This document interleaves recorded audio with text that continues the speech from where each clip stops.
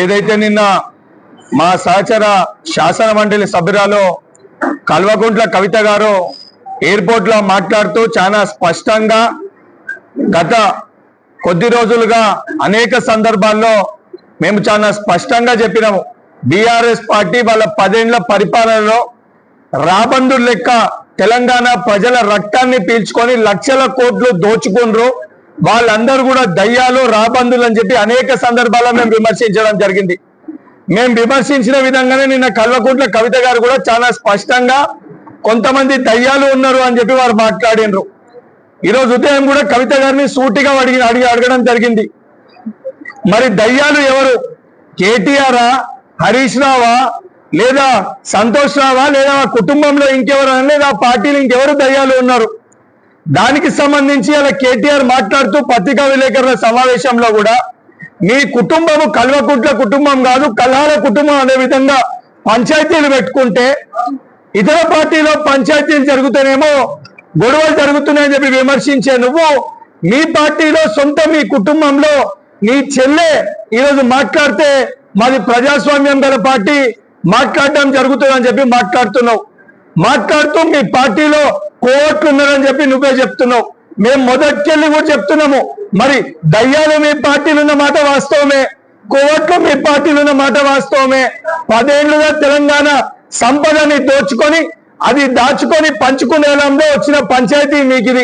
తెలంగాణ సొమ్ము పంపకాల్లో పుట్టిన పంచాయతీ మీ ఏదైతే కల్వకుంట్ల కుటుంబం పుట్టిన ఈ పంచాయతీ ఇది. మరి ఈ పంచాయతీలో దయ్యాలు ఎవరు, కోట్లు ఎవరు? మరి దయ్యాల పైన తెలంగాణ ప్రజలకి స్పష్టత ఇవ్వాల్సిన బాధ్యత కల్వకుంట్ల కవిత గారి పైన ఉంది. మరి కోట్లు ఎవరో దానిపైన స్పష్టత ఇవ్వాల్సిన బాధ్యత కల్వకుంట్ల తారక రామారావు పైన ఉంది.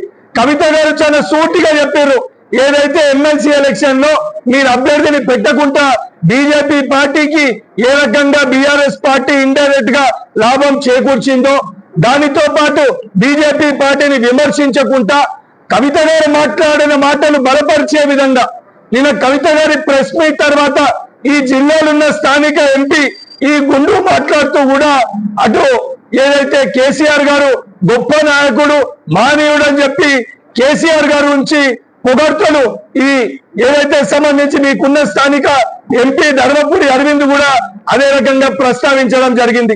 ఏదైతే మహేశ్వర్ రెడ్డి గారు మాట్లాడుతూ కూడా బీజేపీ పార్టీ నాయకులు మాట్లాడుతూ రేపు పొద్దున హరీష్ రావు గారే బీఆర్ఎస్ పార్టీకి సెకండ్ అని చెప్పి మాట్లాడతారు. బీఆర్ఎస్ పార్టీలో ఏం జరుగుతుంది బీజేపీ వాళ్ళకి తెలుస్తుంది, బీజేపీలో ఏం నడుస్తుంది బీఆర్ఎస్ పార్టీ వాళ్ళకి తెలుస్తుంది. మేము అందుకే చాలా సూటిగా మొదటికెళ్ళి కూడా చెప్తున్నాము, బీఆర్ఎస్ పార్టీ బీజేపీ పార్టీ రెండు వేరే కాదు, రెండు కూడా ఒకటే. బీఆర్ఎస్ పార్టీ అంటేనే బీజేపీ రిస్తదార్ సమితి, వీళ్ళ ఇద్దరి ఏదైతే కలయికనో చాలా స్పష్టంగా దానిపైన వేరే వాళ్ళు కాదు, బీఆర్ఎస్ పార్టీలో ఉన్న శాసన మండలి సభ్యురాలు స్వయాన కల్వకుంట్ల కుటుంబంలో కల్వకుంట్ల చంద్రశేఖరరావు గారి కూతురే చాలా సూటిగా ఇవాళ అంశాల్ని ప్రస్తావించడం జరిగింది. ఇప్పటికన్నా నిజంగా బీజేపీ పార్టీ నాయకులకి, బీజేపీ పార్టీ రాష్ట్ర అధ్యక్షునికి నిజంగా మీకు ధైర్యం ఉంటే మీరు చాలా స్పష్టంగా బలంగా బీఆర్ఎస్ పార్టీ కుటుంబంలో మేము ఎవరిని కూడా చేర్చుకోమని చెప్పే ధైర్యం మీకు లేదు. ఈరోజు ఉదయానికి వెళ్ళి కూడా అరవింద్ మాట్లాడినా, మహేశ్వర్ రెడ్డి గారు మాట్లాడినా అటు ఇండైరెక్ట్ గా బీఆర్ఎస్ పార్టీలో కేసీఆర్ గారిని పొగడుతున్నట్టు లేదా నెక్స్ట్ హరీష్ రావు గారికి లాభం చేకూర్చే విధంగా వారి మాటలు చాలా స్పష్టంగా ఉన్నాయి. కేటీఆర్ గారు కూడా ప్రెస్ మీట్ లో పత్రికా విలేకరులు అంశం పైన అడిగినప్పుడు బీజేపీ పార్టీని విమర్శించే అంశాన్ని ప్రస్తావించినప్పుడు రాహుల్ గాంధీ గారి గురించి, రేవంత్ రెడ్డి గారి గురించి మాట్లాడుతున్నావు. అరే కేటీఆర్ నీకు సూటిగా చెప్తున్నా, నిజంగా నీకు చిత్తశుద్ధి ఉంటే, బాధ్యతనే ఉంటే నీ కుటుంబంలో పంచాయతీ ఫస్ట్ తెంపుకో, నీ కుటుంబంలో నీ చెల్లి అడిగిన ప్రశ్నలకి సమాధానం చెప్పు.